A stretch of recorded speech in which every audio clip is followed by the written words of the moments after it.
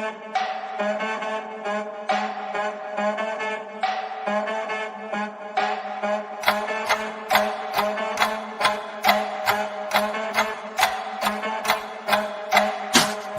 up, line 'em up. Your time is up, time is up, time is up. So line 'em up, line 'em up, line 'em up. Your time is up, time is up, time is up. So line 'em up, line 'em up. I shut 'em down every time, yo, they time is up. They time is up, don't play around. Yeah, we run the town, we run the town. Everybody wanna book us now. They want the sound, do this every day. Every day, every day, and we in the trenches like Green Beret. Green Beret used to be on them benches. Now it's cigars and creme brulee. We ain't never run away from our dreams. Threw our hats into the fray. Hey, line 'em up, line 'em up. Your time is up, time is up, time is up. So line 'em up, line 'em up, line 'em up. Your time is up, time is up, time is up. So line 'em up, line 'em up, line 'em up. Time is up, time is up, time is up. So line 'em up, line 'em up, line 'em up. Your time is up, time is up, time is up. So line 'em up. That is an intro. Why can't you do that on your channel? Come on, man. Welcome to Wednesday Live. I'm Mad. That's Culture. We do it together, live on the stream, in front of everyone. That's the title of the thing. You right? It's true. How you been? Oh, fantastic! We had a Good. we had a beautiful moment on Street Smarts where Yeti muted himself. I step away to go make food, and I come back, and people are like, "What, did everybody just go to sleep? Did they stop watching it?" I'm like, "What's happening?" And apparently, Yeti was making jokes like that whole time. Nobody could hear. He's just thinking, none of this is landing. No, it didn't. Everybody just kept muting him. I was laughing because I'm like, I have no control. I'm the only non-producer on the show. Yeah, I don't have enough. Well, I mean, actually, you're the chief financial officer, but yes, but I mean, I'm not. I mean, I have no control. Yeah. By the way, that song I stole it from the Reacher series on Amazon. Okay, so I watched the first half of the first episode, and it's got me, which is weird. It's good. Normally it takes me a couple minutes, but I think they actually do a good job with the character.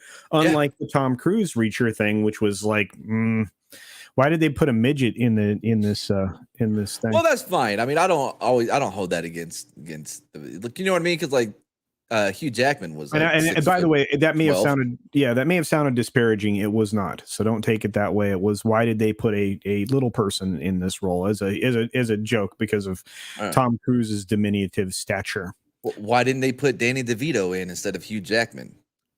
For which role? For Wolverine. Well, you know the answer to that. Well, I mean, but Wolverine was like the same size as Danny DeVito and not Hugh Jackman. Hugh Jackman's not exactly tall. He's not like skyscraper guy. What? He's 6'5". What? Yeah.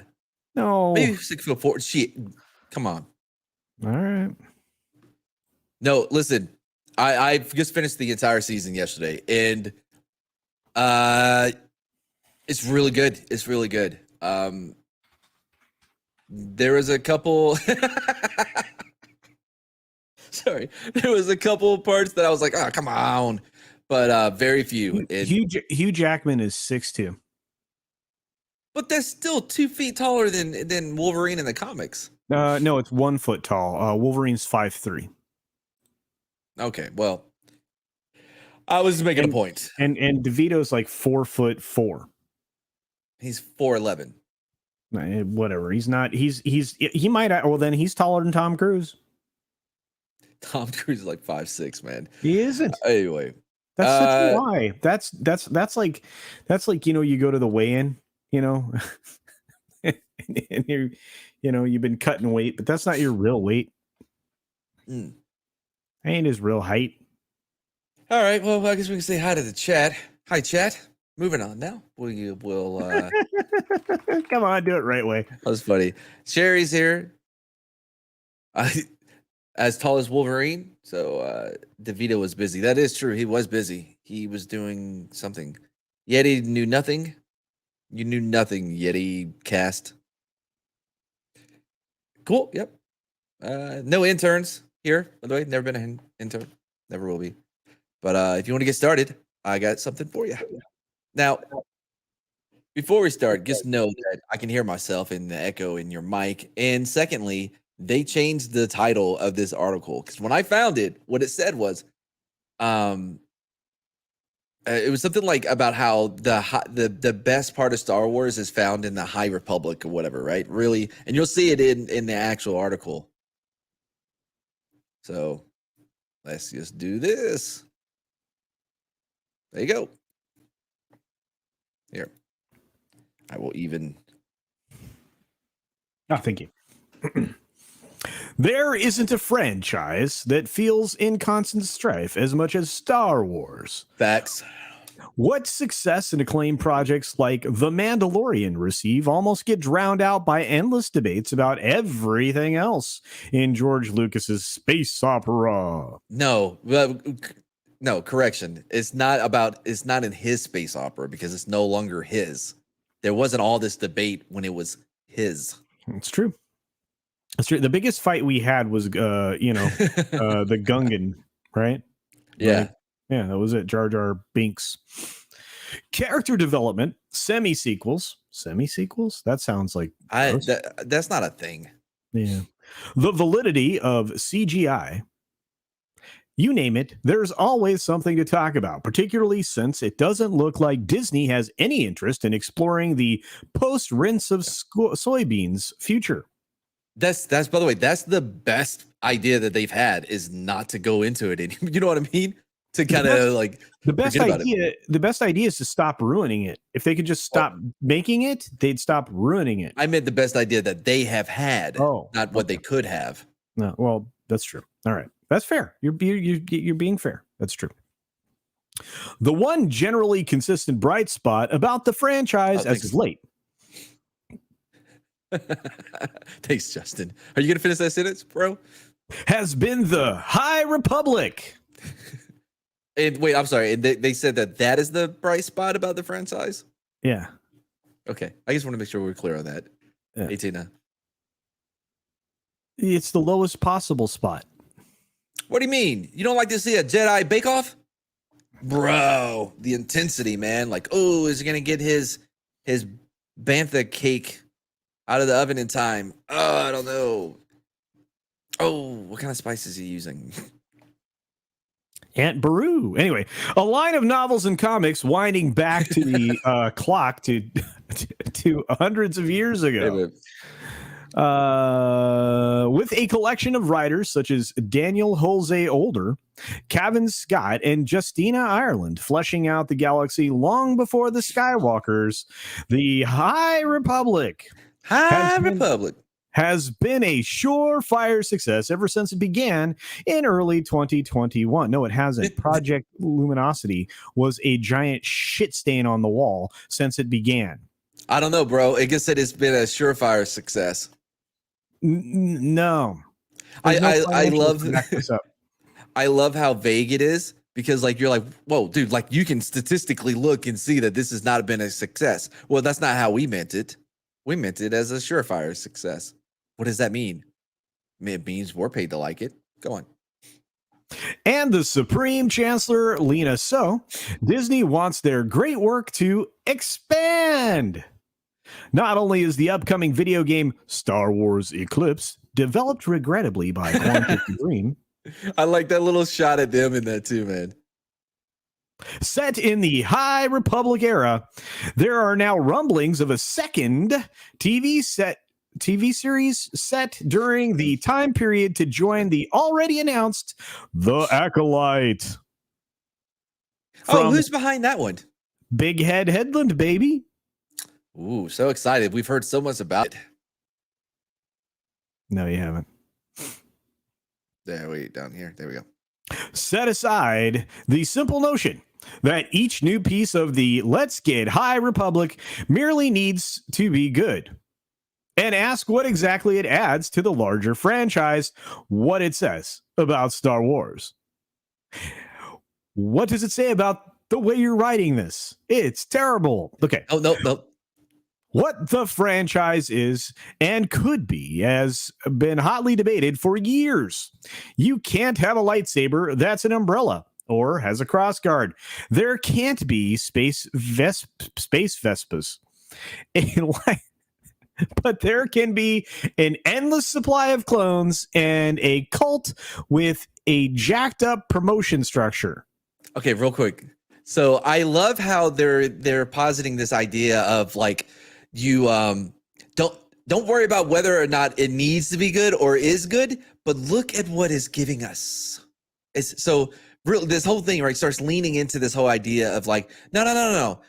Don't focus on characters, writing, directing, visuals. It's what's beyond that message. What's underneath this? Shit.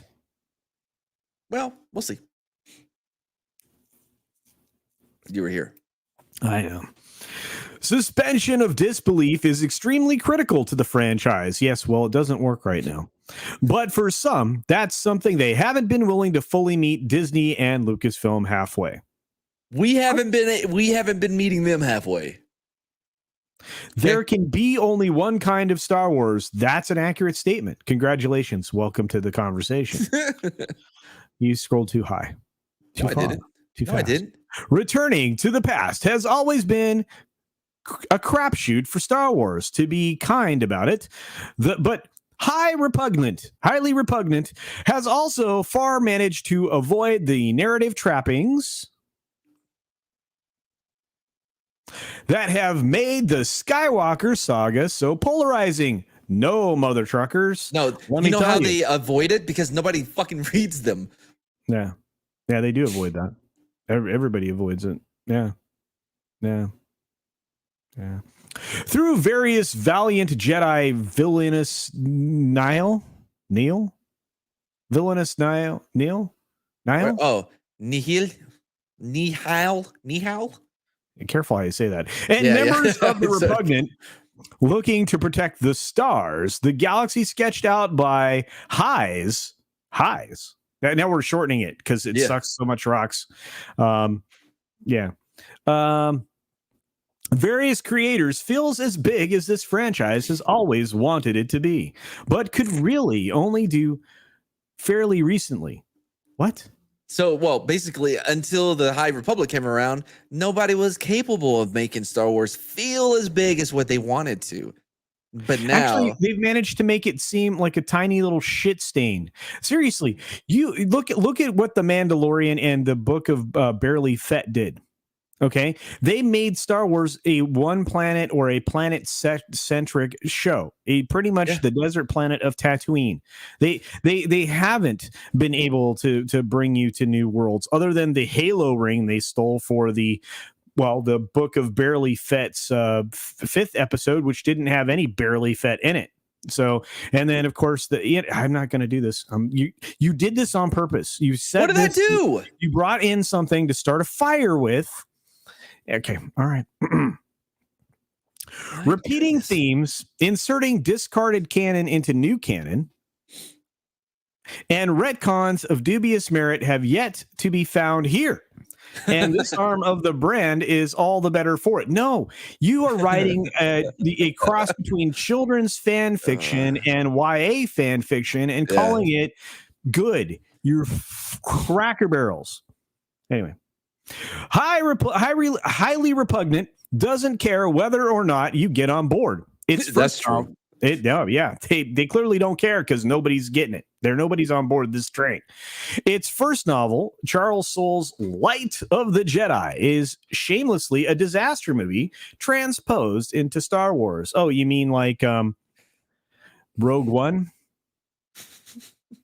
It isn't first half.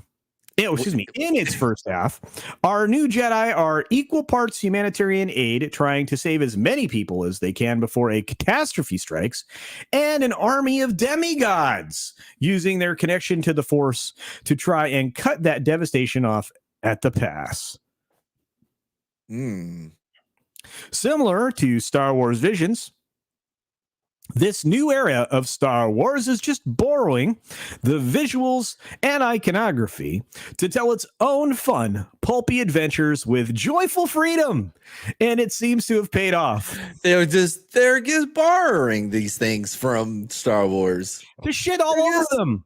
It's just for like a weekend, Like, hey, can I borrow your car? And then you bring it back, and it's like missing all four wheels, the hood's dented in, and there's a bum living in the back smelling a piss. Go on. Yeah, and you have to take a putty knife to the back seat to get the dried vomit off of it. Let me tell you, that is not the kind of thing that I want.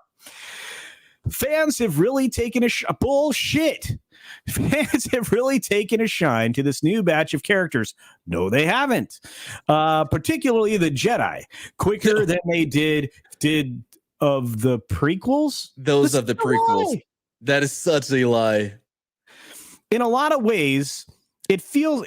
By the way, do you know how you can tell that's a lie? What merch is out there that people are, making rare, hard to get a hold of? None. Right? Did they make merch for the bullshit? I Not don't really. think so. No, because they know it's a failing pile of steaming shit. Right? It's not like the prequels sold merch like a Motro, man. There was prequel merch everywhere. Inflatable chairs, like all kinds of new lightsabers, new characters. People were really into Darth Maul. So this writer can suck the right one because they are wrong. All right, here we go. I think they'd be more comfortable sucking the left one, though. That's politically. No, that's true. In a lot of ways, it feels like the best of what this universe can be when Bloodlines aren't at the forefront of its stories. You would not have Star Wars without Bloodlines, you stupid new fucker. Sorry. I'm mad.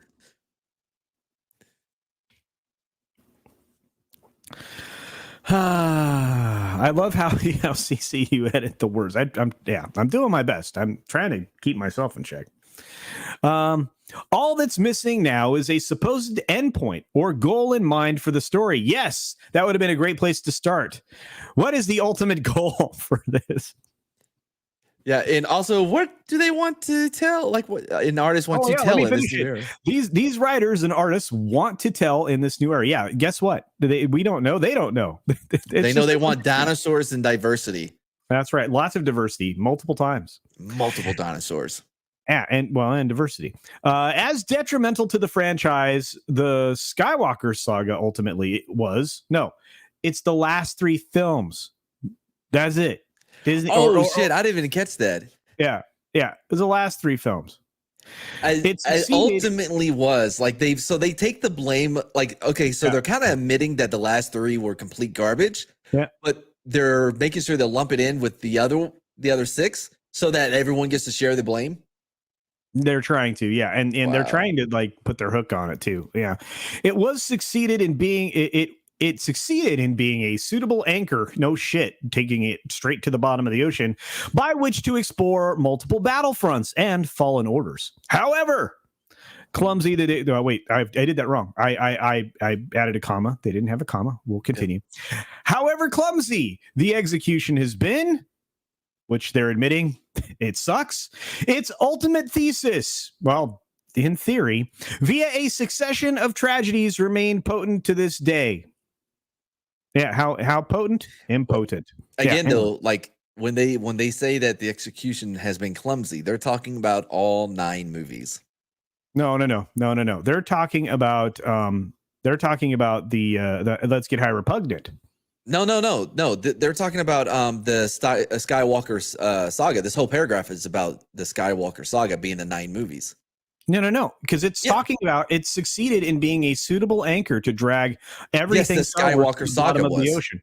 No. That's what it says. Read the sentence. Okay, as detrimental to the franchise, this Skywalker saga ultimately was. It succeeded in being a suitable anchor by which to explore multiple battlefronts and fallen orders. They are talking about the Skywalker saga. They're talking about the 9 movies. No. Maybe, but that's not how it's written. It's easy. That is how it's written. No. Because there's a period there, dude. No shit. End of thought. Next thought. However clumsy the execution has been, its ultimate thesis via a succession of tragedies remain potent to this day. Institutions can and will happily let you down, and they must fall so something hopefully better can take their place. And this is written from a Marxist point of view. Oh, of course. But dude, look, man. So this entire paragraph is talking about what the Skywalker saga, like what it was. No, and how it starts off talking about this new era that they are admitting that it doesn't have an ultimate goal between the writers and artists. Yes, yeah, and then it goes into how detrimental the franchise that the Skywalker saga ultimately was. Except there would be no franchise without the Skywalker saga. Yeah, agreed on that. And it talks about how it was a suitable anchor by which to explore multiple battlefronts and fallen orders. Right. It wasn't, again, it's the last three films that were, I don't, you know what? We're not going, the context matters here, but no, I mean, it does. And I'm giving it to you. You can read it both ways is the whole point I'm trying to make because of how clumsily this is written. And it's fine. Yeah, motherfucker, I do speak it, and I'm speaking it now. I can fucking read, guy. Like, look, it says its ultimate thesis. We can't have the thesis for the High Republic because it's not done yet. All right, that's what they were talking about. They were like, which way is this? What, you know, they haven't finished it yet. It's talking about the Skywalker saga and its ultimate thesis that it brought to what it is. Look, it says institution can and it will, you know, let you down, blah, blah, blah. Okay, your establishment sentence of the paragraph is talking about the complete lack of direction these current news stories have. That's not what it's talking about. Oh, I'm sorry. All that's missing now is a supposed endpoint or goal in mind for the story these writers and artists want to tell in this new era. Yes, full stop. It's directionless. Yes, but it's now the next sentence. Let's read it. It's the establishment sentence of the paragraph. Let's read the next sentence. As detrimental to the franchise, the Skywalker saga ultimately was, drawing attention to the last three films. Yep, to the whole 9 films. No, they're trying to do that, but that's not where the Skywalker saga failed. It was in Disney's thing, right? So it succeeded. This is why you need to know how to write. Right. Yeah, but anyway, or maybe High Republic. No, hold on. Let's get back to that. We're not done with that. Because I want to be clear. If I'm wrong, then I'll admit that I'm wrong. What I'm saying is we're not both right and we're not both wrong. What we are is saying this is so poorly written it can be interpreted either way. Okay. Or maybe High Republic doesn't need to be anything more than what it is. Yes, a piece of shit on the sidewalk in San Francisco. There's a chance it's just happy as is being as a series. What the fuck? There's a chance it's just happy as is being as a holy shit. Read that. Yeah, sure. There's a chance it's just happy as is being as a series of strong interconnected adventures not undone by public creative classes. Okay. October's Quest of the Jedi plans go. October's Quest of the Jedi plans to go back even further in the timeline come October, with presumably new Jedi to love and tales to tell. Guys, occasionally commas, proper punctuation.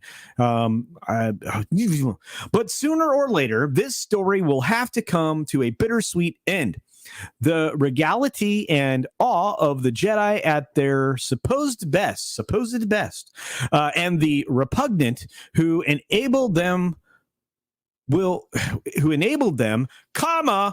blow up spectacularly, and the galaxy at large must later pay the price for their hubris and arrogance.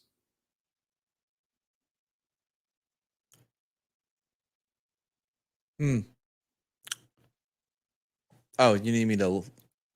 I'm lost my mind. That was it. That's the end. Yeah. What do you think? They need an editor desperately at Gizmo. It sounds like we're really missing out on some good stuff over there in the High Republic. They need. What's up, Banana Man? They need. Man, I don't know which one to give you next. I'm gonna do this one because it sets up. I'm gonna give you this one.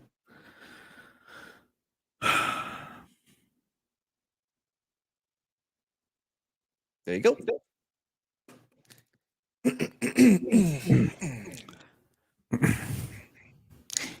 TikTok bans misgendering, dead naming transgender people. The social media giant also said it would take a more hardline approach to prevent content related to self-harm, self-deletion, eating disorders, and misogyny from spreading on the platform. Well, it's about time. You can skip all that. There we go. I can hear myself. TikTok. I think we skipped a little bit there, Mr. Mardigan. No. This is bullet points. You want to read the bullet points? No, This is the story at the glance. Oh, okay. We don't have to read those. Okay. TikTok on Tuesday said it was cracking down on hateful ideologies and practices like dead naming and misgendering that are already prohibited on the video sharing platform, but still run rampant, according to complaints from creators.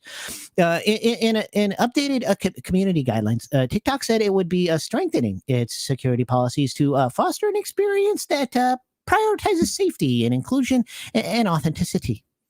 These social media giants said that it would take a more hardline approach to prevent content related to self-harm, self-deletion, eating disorders, and misogyny from spreading on the platform.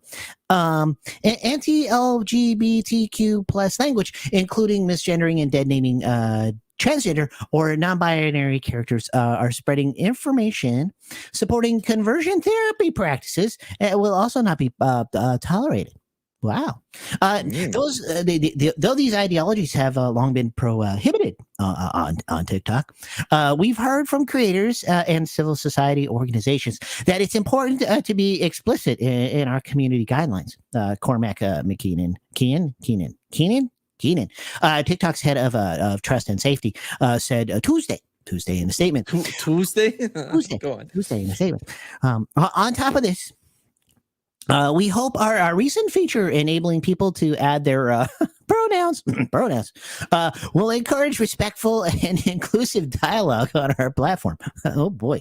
Oh my. The policy update follows criticism from gender and LGBTQ plus advocacy groups like Ultraviolet and GLAAD, which have been accused of leading social media platforms of not doing enough to protect female and LGBTQ plus creators. Okay. Ultraviolet in November penned an open letter signed by more than 75 groups. All of them getting money from somewhere, providing policy recommendations to social media companies like TikTok on how they could better support women, people of color, and alphabet stuff. There was once a time when social media represented revolutionary technology that could increase access to information and encourage empathy and diversity in advanced democracy. Oh my. Wait, real quick, can we pause on that one? Because that's very interesting. Because that is not what social media represented. It was nor should it have. It should have been, you're right, access to information, absolutely. The rest of that shit? No, it's a bunch of crap. No. Look. If you want to tear down society, you do it through the means of the town square, right? And this is the modern version of the town square, social media. And you always look, if you're walking down the street in New York City and there's a guy standing on a box preaching to you about Jesus, you don't have any interest in Jesus because you might be Jewish in faith, or maybe you're Muslim or something.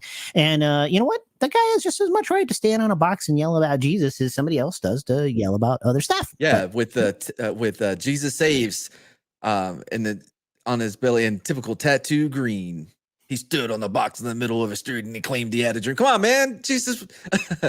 Come on, dude. Jesus Freak by DC Talk. Whatever. Go on. Now your platforms must make a choice between pursuing these worthy ideals, because that's what you need to do, or continuing to drown in the digital and physical worlds in hate, extremism, disinformation, and violence. That would be attributable to anything Marxist, authoritarian, socialist, et cetera. Maybe you should focus on that. I love the idea of like the binary choice, because you know how they love the binary things of either you can be you can be a platform for empathy, diversity, and the advancement of democracy, or you're in hate, extremeness, disinformation, and violence. There's nothing in the middle. Yeah, these people are these two. Look, these people aren't all that smart, but it's okay. I mean, you're making me read this, so I'm going to do it anyway. In a statement following TikTok's policy update on Tuesday, Ultraviolet Communications Director Bridget Todd said the group applauded. Yay! Yay! TikTok's response to its recommendations. TikTok has become a little safer for women, LGBTQ, and trans people today. Oh, that's good, she said, but added that social media platforms in general have a long way to go across the board. Well, oh my, it's terrible. I wonder if these people understand that TikTok's it's from China, and China doesn't exactly have like any of these happy-go-lucky, things that they care about. They don't believe in your stuff at all. It's not that. It's also like it's never enough, right? So they're like, they make a whole big deal for TikTok to do this, right? And then they do it, and then they're like, well, good, but we're nowhere near where we want to be. We're going to need more from you. Like, oh, okay, it wasn't enough. Like, all right. Yeah, stop giving up ground to people like this. But hey, you know what? I'm just going to read the story that Mad put up here for me. So, yes, sir. TikTok has become. Oh, I don't care about that. Okay. Kate Ellis. Yes, Kate Ellis, president and chief executive of GLAAD, in a statement also commended TikTok for updates made to its community guidelines, which, for the first time, expressly prohibit anti-LGBTQ plus language. Well, hey, you know what? You ought to throw in some, anti-white language too, or anti-Asian language, because those people get attacked all the time. Hey, look, they said we have a long way to go. So that's eventually on the list, I'm sure. And a short time to get there. Yeah, they need a trucker convoy. Anyway, when anti-transgender actions like misgendering and dead naming, or the promotion of so-called conversion therapy, occur on platforms like TikTok, they create an unsafe environment. Well, no, they don't. They're just information. How did the environment change exactly? Because you had to confront something that's scary. Ooh, that could be it. Yeah. And too often lead to real world harm. You know what? You should probably provide some actual numbers for that. Of course, you can't, but you should. Yeah. Usually it's self harm. By the way. Anyway, I'll keep going. As for world harm. Hey, I can't help you with that. Dead naming or referring to a transgender or non-binary person by their pre-transition name can be damaging to a person's mental health. And also possess some serious safety concerns, as trans and gender non-conforming people face elevated rates of violence. Okay, well, two things. One, it's I would hate to do this, but I would think that maybe there was something in the mental realm, if they are so easily damaged by people not calling them by their preferred whatever, right? Like if your self-confidence is so like weak that it can be shattered by the mere mention that you used to be called something else, I think there's something deeper there. Just saying. I can't keep that up anymore. Thank God. I can't. It was great, but boy. Woo! That's a tough character to keep going. Look, I don't want to read any more of this. Well, we're almost done. Flip. Okay. Ellis said the policy update sends a message. It sends a message to other platforms that have that should follow suit with substantive actions like this. No. In GLAAD's inaugural Social Media Safety Index published in May, 5 of the world's leading social media companies, including TikTok, were deemed effectively unsafe. Unsafe? Okay. For Alphabet users. Online harassment is widespread among Alphabet community, with 64% of Alphabet respondents in a 2021 Anti-Defamation League survey reporting online hate, compared to 46% of Muslims and 36% of Jewish people, and roughly a third of Black, Latino, and Asian American respondents. What about white people? Did you ask any of them? Of course not. These people are so racist, they don't even know they're racist. They don't even know that they are actually bigoted. Oh, I know. You really, whoa, shit, scroll down. Okay. Why? What happened? Towards the bottom, there was a story about college degrees not being valuable anymore or some shit. Yeah. Okay. No, I don't want to read it. I just wanted you to pay attention to the fact that that was actually a story. Yeah, and Changing America is about as, is about as fascistic, China sock puppet as you can get. So, I'm tired of those. Let me tell you. Oh, here we go. I found. Speaking of sock puppet, no, that's the hill. Yeah, did you see how how bad Justin Trudeau is looking nowadays? And what happened? All these leaders, they just look really bad because of their fascistic bologna sausage. And by the way, anybody who went to the any of the education summits for the WEF, if they come out a global leader or somebody who's been through the WEF global leader program, they're a real problem, kids. Those are the people you should never vote for. I don't care what side of the aisle they're on. That means they have adapted the WEF ideologies. I'm having fun. We got something fun to read, man. Man. Make me, lose I guess that you wanted to baby. take a chance to talk to the chat while I go get something to drink. Hi, the chat. What did I do? I'm gonna go get some drink. Did you I find my mouse? Did you spill the drink on your pants? What? No, I guess I had some crumbs on the thing because I had to eat before the show, and then my mouse was like, Hi, the chat. Okay, I'm gonna say hi to the chat. Let me see who's on the chat today. We've got lots of folks. I can't highlight the chat. I don't know if Grant's back. So if somebody highlights, he's been highlighting it. Oh, thank you, Mr. Greg Gregory. Yeah, Sean Landrigan is here. We've got D. What's up? Is this a PR stunt for somebody, not me? Marby Dog says, "Well done, CC. Thank you for that, my friend." Baby Outlaw. What is up, Montana? The people who fake mental illness are some of the worst people. I agree. Well, and that's a problem. Luvrian Makara says, it works for me. By the way, I love you, Luvrian. You're a great kid. Andrew Eastman said, LOL, I just came in and heard Culture's voice and thought my speed was at 2 times. Right, say, make it stop. Finally, Culture's natural voice. No. Gosh dang. Do you imagine having to talk like that all the time? But I do a lot of that stuff. Toxfox says, I lost more IQ points just from these headlines. LOL. Yes, Mad made sure that I have a headache at the end of every Wednesday. What about says, call people by their fictional identities now? Absolutely. Release the McCracken. Why does Culture sound like Butters? I don't know. I took it on in affectation in service of an article. That's what I did. Mags, what's going on, Mags? I heard some good news about you. Tis true. Tis it true? Is it true? It sounded true. Angelus Draven says, hail to you, Angelus. Good to see you, my brother. Oh. All right. Olivia Imakara says, I'm taking the place of a less qualified white dude.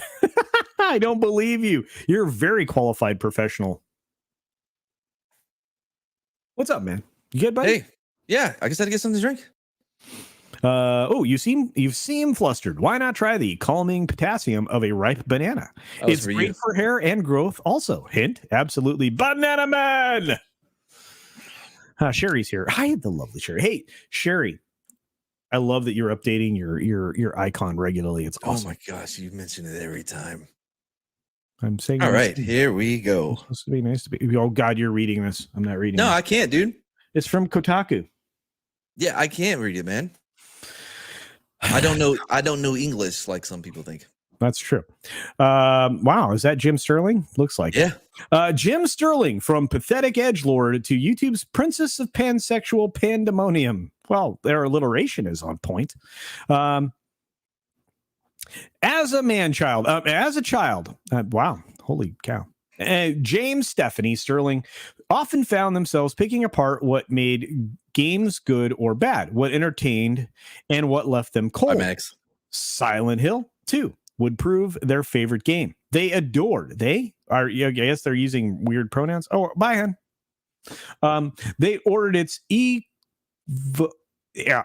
adorned its evocatively bleak atmosphere. Yes, wow. And years later, that mirrors how they feel about the video game industry. While on some level they love it, it's also a relentlessly grim hellscape of cynical exploitation and empty platitudes. This caustic relationship is the key tension at the heart of Sterling's long-running show, The Jimquisition. What a show, The Jimquisition. I hate people that do that. That like, oh, so Jim, I'm just going to turn everything into a Jim something. Like, how would people like it if I did something like that with my name? It's dumb. I could be like a, what do you call it? I could be a cult leader. Have you ever thought about that? Or just be like the preacher of a church? Like I've been in a cult. Now, a lot of people are in a cult right now. They just don't know it.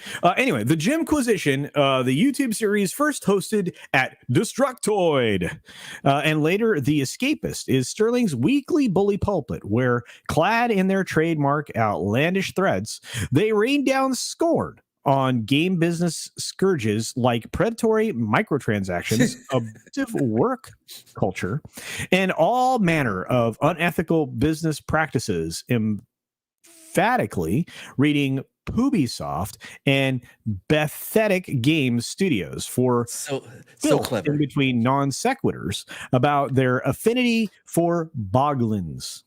So oh man, he's so smart, dude. And clever. Studio. That's Boobasoft. Poopasoft. Games urinalism wasn't the career path Sterling envisioned for themselves.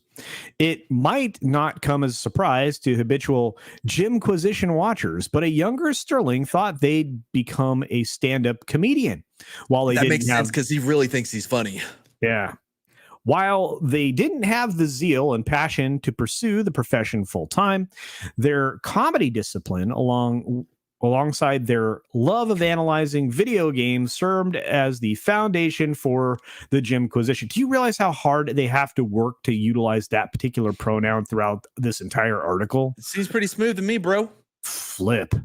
Before the pandemic made working from home the norm, Sterling was working on the show full-time from their laptop in a makeshift bedroom office and recording studio, like pretty much all YouTubers. Jesus Christ.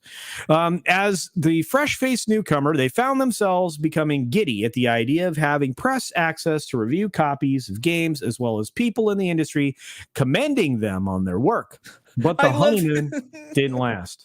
I love the idea, like he was expecting to have free shit and have everyone in the industry adore him for, you know, his work. Like that is so enlightening of like, it's so telling of who he is at his core. Like this is what he was expecting. He was expecting free shit and for everyone to love him. And accolades, absolutely.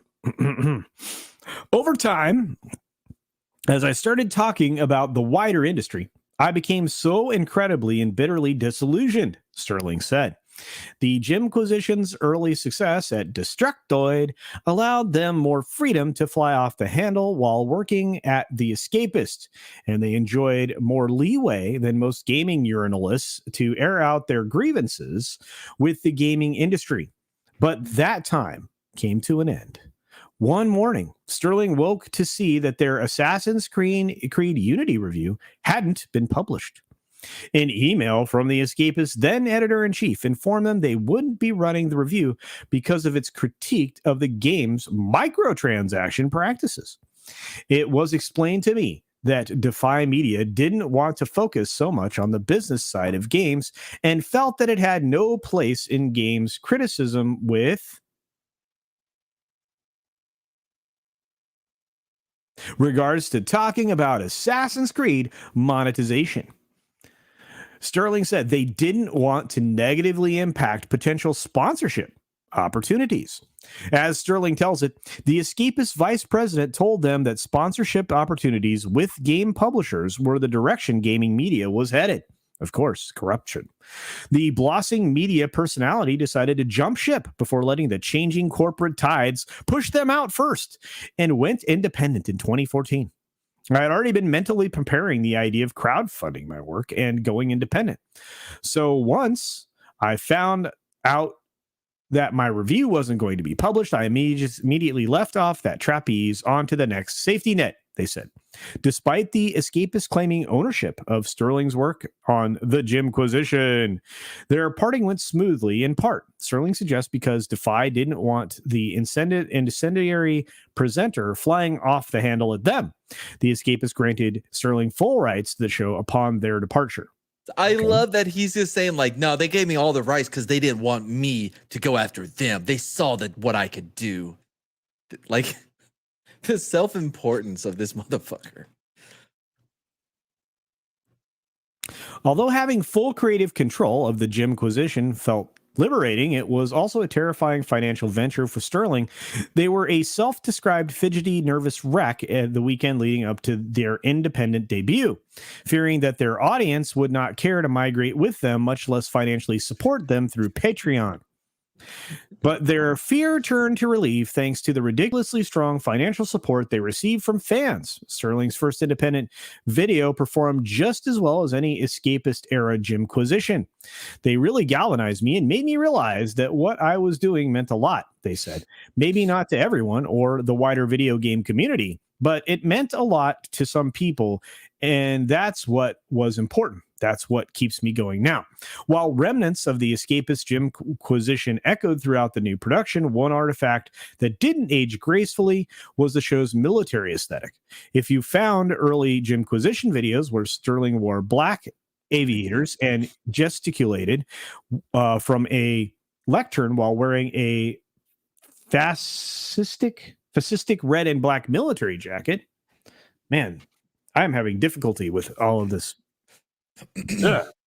I think we missed it, but there was one sentence I was supposed to highlight because it did the thing where, like, because it's using they and them, but it was also talking about two other things, and it ended with a sentence that you could not tell what you had to guess of whether they were referring to Jim or they were referring to the two companies that he worked for. Yeah, I don't even care about that anymore. But the Sterling of today would agree with you. Keep going. But then, unfortunately, they didn't fully consider the potential implications of their Norse fire and Hellgast inspired presentation style. But as time wore on in a world post Gamergate, it comes back to Gamergate. It doesn't. They're so trying to get Gamergate 2.0 kicked off, and they can't do it because nobody's going to fall for the bait again. Bro, they don't need 2.0. They still got the original that they're pushing. They can't do it, but it doesn't have any weight, and they know it. They keep trying to make it something. The alt-right rising to prominence in the U.S. and the election of President Donald Trump certainly became increasingly uncomfortable with being associated with fascistic aesthetic of the Jimquisition and decided to make a change. After some soul searching and a conversation with their art director, hold on. I love how this article has put who have they blamed? Gamergate, okay, check. Let's see, alt-right, check, okay. Trump, check. Well, that's the three big ones right there, bro. Got them all right there. They're them. Sterling finally replaced the sharp black and red Jimquisition logo with the show's current softer pink and purple. Very soft indeed. They also ditched their black bowler hat and dark aviators for steampunk hat, split leather corset, and goggles. Of course they did. Although audiences, especially on YouTube, tend to be averse to change, Jimquisition viewers welcomed Sterling's more Carnival Barker-esque look. I love that. Not only I'm not gonna fall for this guy again. Not only did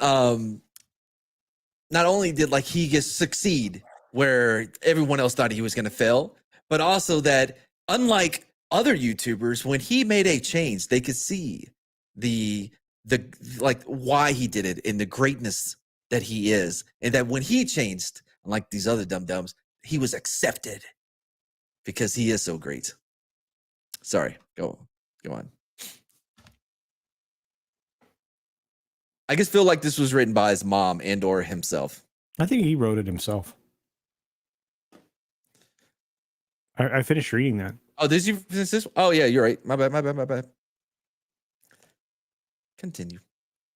Sterling looks back at the person they used to be and cringes, describing their past self as cruel, pathetic edgelord who routinely used ironic bigotry and offensive language under the guise of free speech. Dude, does this not sound like something that's happening in another like area of society?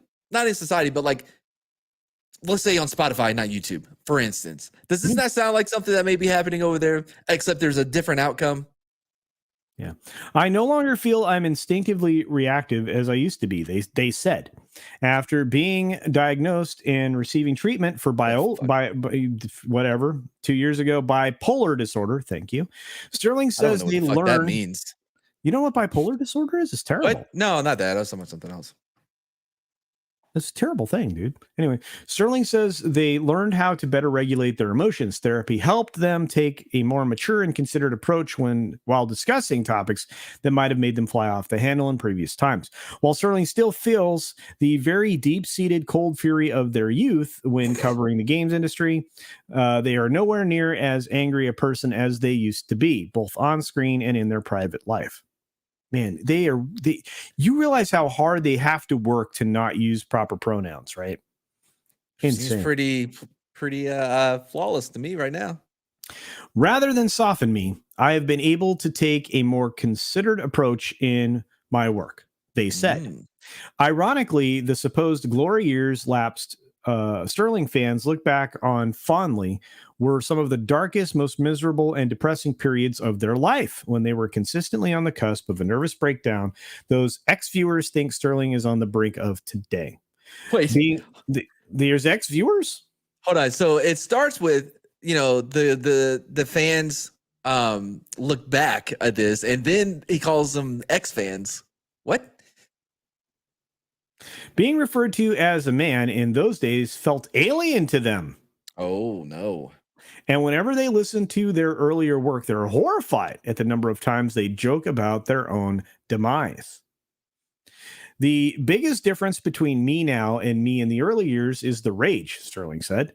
Everything I did back in the day was based on some form of rage, some form of combative attitude. Year on year, I've only gotten more mellow, more calm, more centered as a person. With their coming out as a trans, femme, and non-binary last year. Stop. Those two things can't. No, you can't do that. You can't claim femininity and claim to be non-binary. One of these things is not you like can't, the other. You cannot claim to be one or other of the binary spectrum and then say, but I'm also not. That's not. Hey, Scott, I see you. Sterling routinely received over a decade-long career in the form of uninspired fat jokes would evolve into lazy transphobic jokes. It's interesting that there are many people who mourn me as if I died when I came out as James Stephanie Sterling.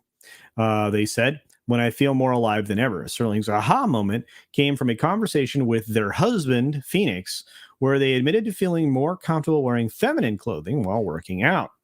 They said, I had a feeling that there was something not quite cis about you, and that hit me like a brick, Sterling said. Prior to that, Sterling had been afraid to encroach on anything trans related because they drilled into their head they were a cis man, even though they didn't feel like one. They didn't feel like they were allowed to be trans. As an older millennial, they also lacked the necessary language, didn't know other non-binary and trans femme people to serve as inspiration for who they wanted to be. After enough soul searching, I was able to allow myself to embrace that aspect of myself, they said. It would be my hope that if early self would see me now, they would realize sooner that they could have had things they were denying themselves. I could have been a better person sooner, and more than anything else, I could have had time that I lost. Is there more of this? This thing is unending. I don't. Yeah. No, thank you. Oh, come on. No, there's 7 minutes of the show left, and you're gonna. Oh, is there only 7 minutes? Yeah. Oh shit. There's so much left, though. No, don't do this. All right, we'll do a part 2. We'll finish this some other time. This thing is insane, and it just keeps going, bro. I had to stop reading it myself, man. What's up, Andy McCallum? Hey, Andy. Look, this is one of those times. What's up, Tox? This is one of those times when I lose my mind. Look, man, I started you off I had it build up to that. I started with a little Star Wars. Yeah, and then a little TikTok. You did see the vein popping out of my head multiple times today. Nah, bro, I was scrolling. I was over on the article, man. My forehead hurts. Anyway, lessons learned. We don't do that on this show. We do now. Don't ever let Mad pull a Kotaku article. I don't know. Kidding. I followed them on Twitter, bro. Oh God, no. You're one of those followers that are there to laugh at them. Oh man, I love it, dude. Did you see IGN? What did they say the other day? I commented on. I thought it was going to be a big hit on Twitter, but it did not. I got no traction on it. But that's most of your tweets. Yeah, fair. It's all of them. Yeah. No argument here. I don't know why you're trying to take a shot at me. That was no shot. I'm just saying. It felt a little bit like a shot. It felt a little shoddy. Oh, it was about that jackass. The movie? IGN, yeah. Well, IGN put out a article saying Jackass Forever has dethroned Spider-Man: No Way Home. Oh, I remember that at the domestic weekend box office. Yeah, if you'd watched the 6 Minute Daily, you would have actually seen me cover that story. Was I on it? You stole later. Yeah, I stole later. What? Yeah, I don't watch anything I'm not on. Well, I know that's not true. Anyway, so all I said was, yeah, it was indicative of because the comment section was insane, bro. People were like, "Yeah, Marvel, take that shit, son." Yeah. Like, what do you do? It's been out for 2 months. It's almost on VOD already. Like, what are you doing? And it was just non-ending, bro. Yeah, and it's funny because it's like, wait a minute, what did Spider-Man do its first week in the box office? Let's have a real fair comparison there. But hey, Spider-Man was also dethroned. Damn it! Hold on, Toxic. I got you, dude. I didn't. What happened with Tox? I don't know if Grant can, because Grant was the one that did the whole stream element thing. I don't have it pulled up or anything. I don't know how to do it. So hold on, man. But I do appreciate it. You may be the first one. If you're the first one, oh boy. Tox is a beautiful human. Okay, hold on. I think. I don't know where to look, man. Thanks. He's got a beautiful wallet. Is it overlay Gallic? What? I don't know what to click on, bro. Yeah, what? What? I've never been over here. Oh, maybe activity feed? If you know what, you can just open Stream Elements as a browser. Oh, I'm gonna die. Got it. I got it. Thank you. Wow. All right. So this is gonna be the how do I do it? I don't know what to do with it. All right, I'm gonna try to read it, but damn it. Is it all of it? I don't know how to do this. Anyway, I hope this is all of it. Yeah. So Toxic Man Flu, the first ever person to send a tip to the Mad Barber Boys, to our channel. Says Culture's Weave is showing. Just thought I'd mention it. New York State dropping mask mandate. Maybe we can all go watch shitty movies again. So thank you very much. This is a historic moment that we got our first tip. First money to ever come in. To I have a button for that. Where is it? It's all of our cherry, Grant. Oh, that's not it. We're a team. Why would you boo his comment? I hit the wrong. I wouldn't wear my glasses. Wow, Tox, I apologize. Dude, he does not represent Mad Barber Entertainment. I wear my glasses. And I promise you, he will be hearing from HR. Man, that is so sad. I don't know how. I didn't do it on purpose. I seriously, I wouldn't wear my glasses. I hit the wrong button. Sounds I wouldn't be. It's like you see any type of progress or like us gaining any ground, you're like, well, let me see if I can sabotage them because I don't want them at my level. Anyway, so that's gonna do it for us here at Mad Barber Entertainment in association with Culture Casino LLC. This was Wednesday Live. Mad and Culture do it together on a stream with Grant in the back, hidden. So that's going to do it for us. Any last words? What do we have to dump in 30? Yeah, you got Dump coming up over on Sporkin News Podcasts. I'm going to try to make that show. I don't know if I'm going to be there. I got that, and then I got ETAPS after that. And then tomorrow I'll be over with Jeff and the World Class Bullshitter celebrating their this is the closing out of the Woke Busters. Yeah, the new book. And actually, you know what? I may do an intro as the outro because I made a lot of outros. Intros. I may do that instead. We may reverse this. So if you're watching this, we are not starting, we're ending. It may be confusing with the outro. What outro should I do? Ooh. We'll go with this.